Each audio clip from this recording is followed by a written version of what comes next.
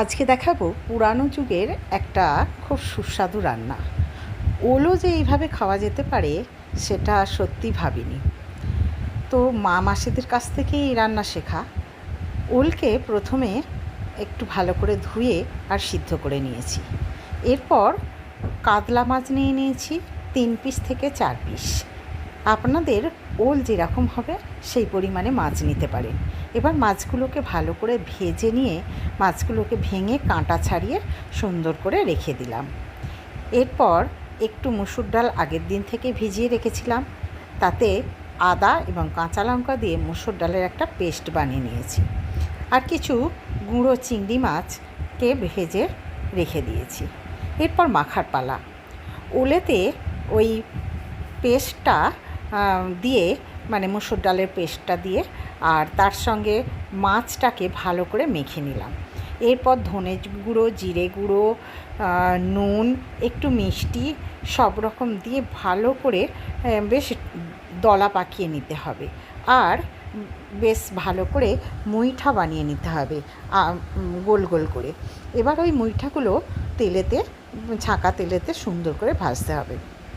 মুইঠাগুলো কিন্তু ওই মচমচে ভাজা খেতেও খুব দারুণ লাগে। তবে আমি আজকে মুইঠার একটা কারি বানাবো।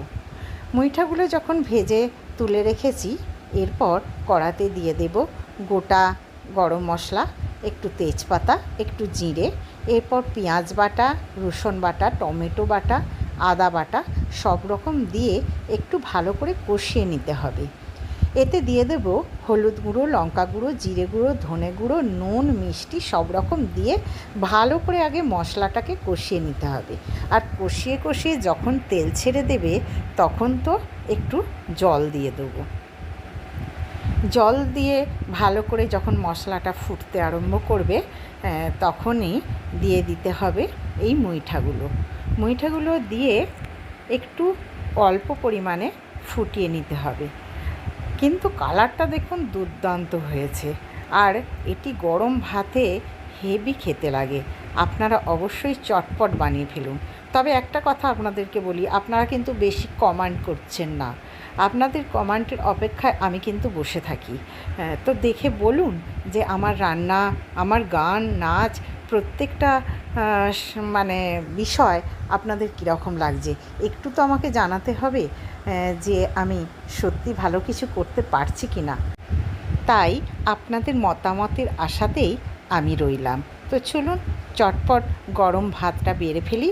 আর আজকের দুপুরে এই মেনুতে, সুস্বাদু মেনুতে আজকের লাঞ্চটা দুর্দান্ত জমে যাবে। তো আজকের মতো টাটা।